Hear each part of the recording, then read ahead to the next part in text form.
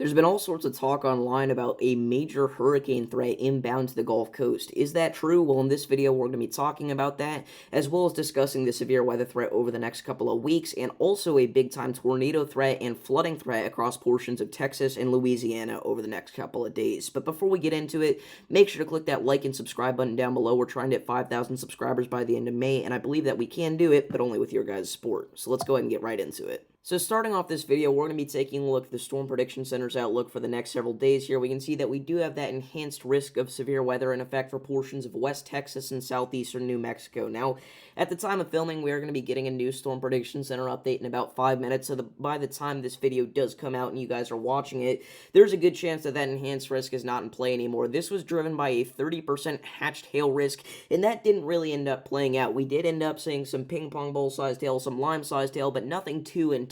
Now, I will say we actually did have a brief tornado today across portions of east central New Mexico, just off to the southeast of Albuquerque. Again, that was kind of an unexpected thing to happen, as we were expecting the main tornado threat to remain much further off to the south where the instability was higher, but we did see that brief tornado there today in New Mexico, and I'm not going to lie, I wouldn't completely rule out a brief spin-up tornado overnight somewhere in West Texas, and maybe very, very low chance of a tornado somewhere here on the East Coast where our little QLCS bands are sweeping through. So, as we go into tomorrow, this is where we are expecting the greatest chance for a couple of tornadoes, in my opinion, over the next several days. As you can see, we've got that slight risk of severe weather highlighted there.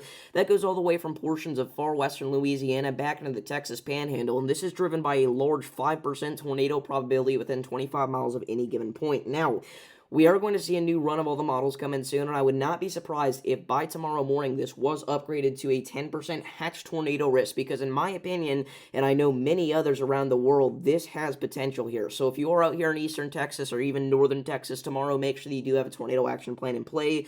A couple of strong tornadoes can be ruled out, although I will say it is quite a conditional threat. Now, as we go into Wednesday here, we do have a marginal risk across portions of southern Texas, but I think the bigger problem here is going to be flash flooding. We get that excessive rainfall buildup a few days in a row, and that is going to be more than enough to cause some significant flash flooding down here, but some isolated damaging winds and perhaps a brief area rotation can't be ruled out either in some of these severe thunderstorms. Now, here's a sounding taken for tomorrow from southeastern Texas, and I am aware that there's a little bit of contamination in this sounding.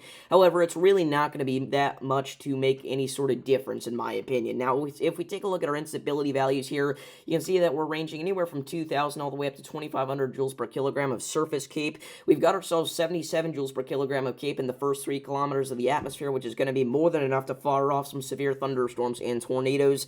SRH values ranging anywhere from 250 all the way up to 350, depending on what layer of the atmosphere you look at. So, okay, could be better, but our wind shear values are actually quite incredible. If we take a look at the effective layer, we've got 66 knots of wind shear, but at the cloud layer, we've got 86 knots of wind shear. We also have lapse rates ranging anywhere from 6 up to 7.5, depending on what layer of the atmosphere you look at, and that could support a pretty significant large hail threat as well. That photograph is very classic looking there. You can see a pretty good wind profile associated with that. Our storm slinky's turned at 75 degrees. PDS tour sounding on the possible hazard type. Overall, a pretty nasty and volatile sounding, considering that this has been the trend for the past few days. So again, if you are out here in eastern Texas or western Louisiana tomorrow, make sure that you are staying aware and prepared. Now, obviously, for that environment to do anything, you're going to need severe thunderstorms to develop. And is that going to happen? Well, the answer is yes and no. We are going to see severe thunderstorms develop, but they're not necessarily going to be in the right mode for us to end up seeing a significant tornado threat guaranteed. As you can see, that we are expecting several bands of severe thunderstorms to move through, and sure, isolated QLCS tornadoes could occur with something like this, but unless we really do see a couple of discrete supercells, that tornado threat, I think, for the most part, stays on the lower side of things across southeastern Texas tomorrow. Now, it is worth noting, a lot of the runs have had discrete supercells in southeastern Texas, and again, if that plays out, I would not rule out a couple of isolated strong tornadoes.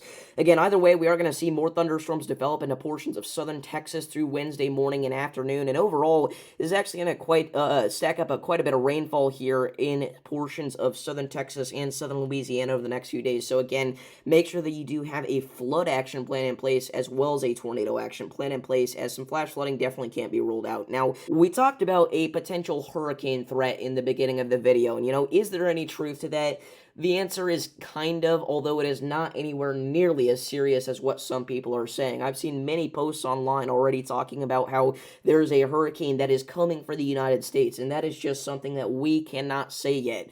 we do have a very, very significant signal far out on what could be a tropical threat inbound to the southeast coast over the next couple of weeks. Now, does that mean that this is going to be Hurricane Andrea and that it's the end of the world? Absolutely not. But we certainly do have the environment to see a couple of tropical storms and maybe even a couple of big hurricanes develop out there. The most recent run, the GFS, everybody's freaking out over because it has this 944 millibar low pressure system monster over portions of the Gulf of Mexico as well as back through portions of the Atlantic Ocean. And I can tell you guys right now that this is way, way overdoing it, and the GFS tends to do that quite a bit. Again, it just has an absolute slabber here for areas like Cuba, and I can tell you guys that it is not going to be nearly this intense. You're not going to see something like that in late May, but again, what you should take away from this is that the tropics are starting to heat up. Even if something imminent like this isn't coming in, that doesn't mean that there aren't big things about to happen in terms of tropical development. Many in the weather community refer to this phenomena as GFS Fantasy runs. Now, if you don't know, the GFS stands for the Global Forecasting System, and that's the model that we were just using to take a look at that potential tropical development in the Gulf, as well as in portions of the Caribbean. Now, I would like to point out that the GFS fantasy runs usually start to kick up a little bit later than this. So while this is a fantasy run, nonetheless, it is important to note that in early May, seeing something like this is still somewhat uncommon. But again, just keep in mind, this is not what's going to happen. This is the GFS fantasy type run that everybody likes to talk about and make fun of. But I think it's interesting that it is starting up a couple weeks earlier than usual, at least for hurricane season. We also mentioned in the beginning of the video how severe weather is likely going to start to get active once again for most of the lower 48, and that is certainly true.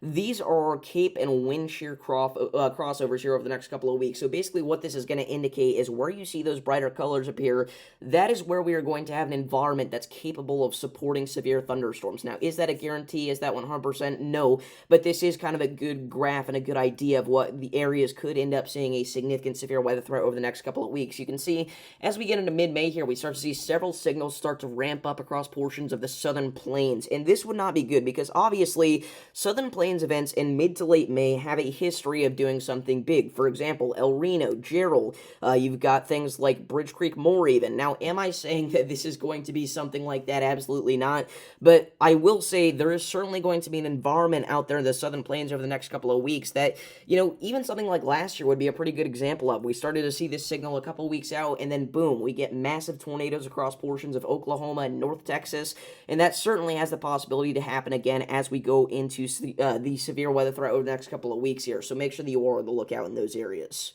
Finally, watches, warnings, and advisories. Again, a tornado watch does remain in effect for a couple more hours across parts of southeastern New Mexico and far western Texas, and a couple of severe thunderstorm watches are in play as well across the East Coast as we are watching some severe thunderstorms develop capable of producing large-scale and damaging winds, but outside of that, pretty calm right now. But before we do wrap things up here, I do want to quickly thank, as always, all of our channel members. You guys do help keep this channel running more than you could ever know. If you do want to become a member, make sure to do so by clicking the link down in the description. You'll get access to early content. You'll get access to exclusive videos. You get custom stickers used in the chat, shoutouts at the end of every forecast, and more. So make sure to become a member if you do want to do that. But that's all I've got for you guys today. So if you guys did enjoy, make sure to like and subscribe, and I will see you all in the next one. Peace.